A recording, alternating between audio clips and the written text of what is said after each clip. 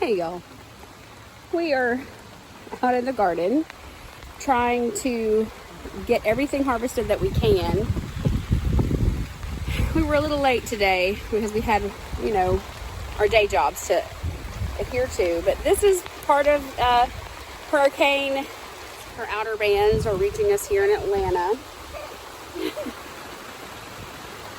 Chandler's loving life. I'll change my mind. Yeah, Mama. Thank you, baby. So, for us, we garden when we have to, because this isn't our day job. And sometimes that means we are gardening in the pouring down rain. But that's okay. I actually grew up always liking to play in the rain. Oh, so drenched. And play in the dirt. I guess this is just a really good extension of that. Sorry, I'm wiping my face because it's coming down. I had planned to do a little video, so I'm just gonna go ahead and do it real quick. This is the butternut squash. So far, not all of it has done well. I mean, I think some of it just was improperly pollinated. But like this guy is looking pretty good. This one's looking beautiful. So pretty. This guy's just looking so pretty. And then this, growing on the same trellis, this honey nut squash, which is actually just kind of like a miniature version. And I like how it's variegated. I'll have to share in the description exactly which varieties I purchased, because truthfully, I purchased what was available. The honey nut squash I had never even heard of, and I ordered it by accident thinking it was butternut, but look how little and precious that is. So far I only see one, other than that baby one. These kind of got attacked a little, but for the most part, I don't know, they seem to be rebounding. This is like new growth up here, so I've got to get up there and trellis that and fix that. This is the giant hoop house trellis thing that we made out of recycled trampoline, and we never did get a chance to finish it because the garden just kind of took over. Where's the unicorn shovel? I don't know, baby. You'll have to look. I needed it for digging a path on the mountain. Okay, well, go find it. Anyways, most of the Cherokee purples are still doing okay, but we've got some definite blight. We've had a lot of issues with pests in these plants and now blight, but some of them are really starting to put on new growth. Like, I need to get out here and tie this back up. It's gonna end up being taller than me, which is fantastic. I'm gonna grow the tomatoes totally different next year. Again, this year's garden was really a matter of just wanting to have something in the ground, because we just had gotten the property and barely got anything going. And like, you're seeing a lot of the death and from the blight we're having, and they just didn't have enough airflow, and I wasn't able to prune. So we're gonna revamp the tomato beds next year. They're gonna be totally different. These are our Aunt Ruby's German green. This is my 5th year growing them. They're one of my tried and true favorites. They're really hardy. They really handle our insane weather well.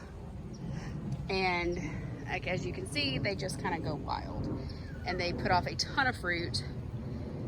And you really can't, I mean, yes, you could kill them, but I haven't successfully killed one yet. That's a good thing. The rain has finally stopped a little bit, so I need to go harvest some beans, but we have another sunflower coming in. Look at that pretty girl. I planted 4 plantings, 5 plantings of different sunflowers, and I staggered their planting by like 2 weeks so that we always had a pollinator draw, because bees really love them. The swallowtails have been all over them, and so have the dragonflies. So they have been a blessing to have in the garden. Here, I'll show you. These were, I think it's Autumn Beauty. I got these from Baker Creek. But, I mean, there's always bees on them. This is like a medium tone of the Autumn Beauty. This is the lighter shade. And then I only had like one of the really dark one. You can see they're starting to die too. They're about to go be goat food. This one, I'll post a picture of it, but was my really dark one and my absolute favorite. So I'm definitely gonna be saving seeds from this variety because they're just gorgeous. They've been my favorite and they've stood up well. I had a variety you can see over there. I don't remember which variety that is. They just fell over the slightest breeze. They were not strong. And in Georgia, you're gonna have your summer storms. You need something strong. So for now, we are in between stages in the garden. The pumpkins are kind of going crazy. The beans have finally taken over, and that's really what we wanted. And I want to show y'all the beans. These are purple potted beans. Oops. See, Wesley's been harvesting these. This is our first day harvesting them. As I've said in other videos, we have never had these before. And I literally only grew them because they were purple. And I had a theme for this year's garden, and that theme was purple. Now, I don't know why I chose that, but I did. And I had fun with it because I just picked all kinds of crazy, neat stuff. I picked purple potted beans. I picked purple zinnia. I picked Cherokee purple tomatoes. Now, I have grown Cherokee purple tomatoes before. They're a staple, actually. I grow them when I can. Well, that's a good looking cucumber. The cucumbers are starting to get a little damaged, but they are still putting out cucumbers. We'll be making quick pickles tonight. And if you've grown these before and you know when they're 100% ready, let me know. Like, I'm guessing it's when they're solid purple. But I could be wrong, and I don't want to wait until they're like a weird texture or a weird flavor. So if you've grown them before, let me know in the comments. But they've gone crazy. They're growing the fence. The fence is 9 feet tall over there. Yeah. Needless to say, those two teepees are going to keep us pretty busy over the next few weeks, and that's fantastic because the Kentucky Wonders haven't really done great, and our bush beans are just now starting to really produce. So the bush beans are trying to grow like pole beans. I don't know what to do with them. I won't grow that variety again.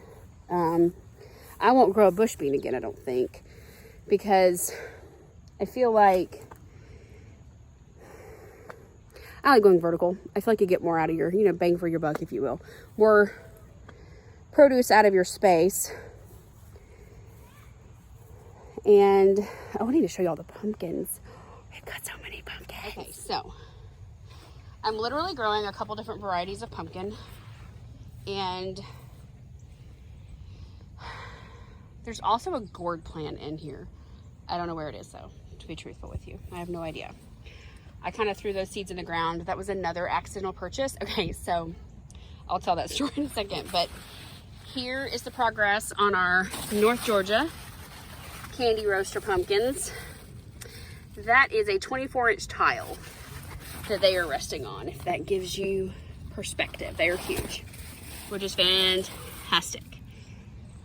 I love these pumpkins for human consumption, for pet consumption. We actually feed our dogs pumpkins every day. We typically have to buy pumpkin because we don't put up enough, but this year hopefully that won't be the case. here is the other variety. I think this is just a typical like jack-o'-lantern style. I don't honestly remember.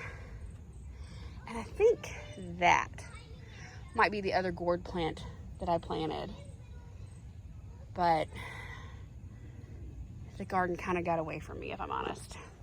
And I'm not 100% sure. I got a little experimental. Let's just say that. So, okay. You know, there was the whole seed shortage. And I really wanted, oh God, I should have not worn my hair in a ponytail. It's all sticking to me now in the rain. There was the whole seed shortage. And we know that different things became really hard to get. And things I've grown for years that I just didn't save seeds for, I couldn't find seeds. And butternut squash was one of them.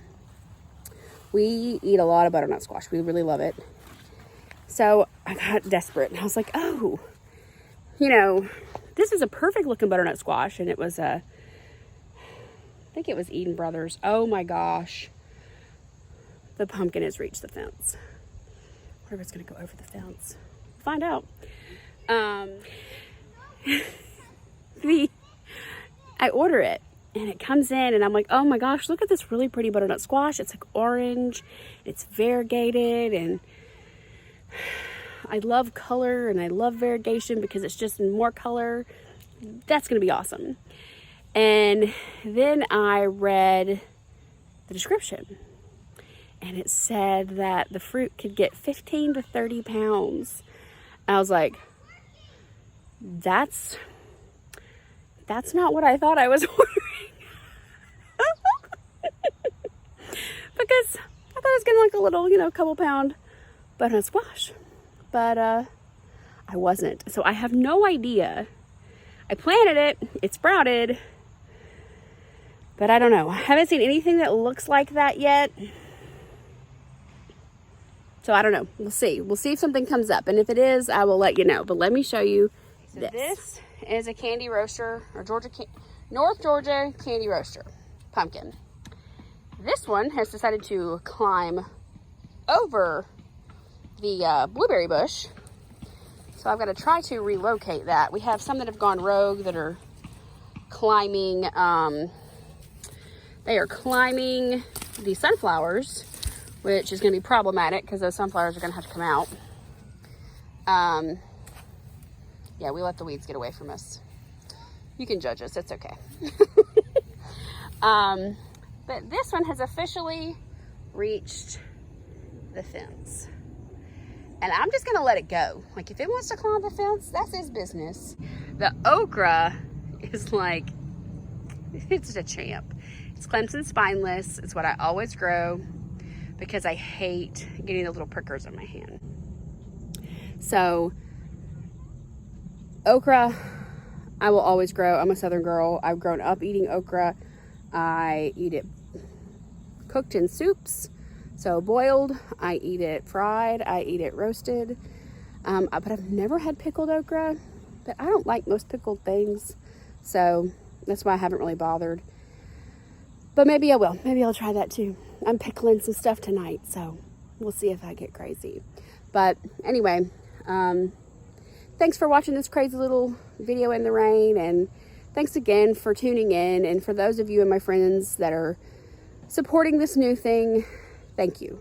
I know a lot of people think I'm an extrovert because when they see me, I'm very laney. But I'm not. In a lot of ways, I'm an introvert, and I can be shy, and I can be nervous and self-conscious. And knowing that I have support really means a lot to me, and makes me feel like I'm not talking to nobody. So anyways, I really appreciate it, guys. Make sure you like and subscribe. Leave comments. Let me know what you want to talk about. Let me know what you want to see, and I'll try and create that content. Have a good night.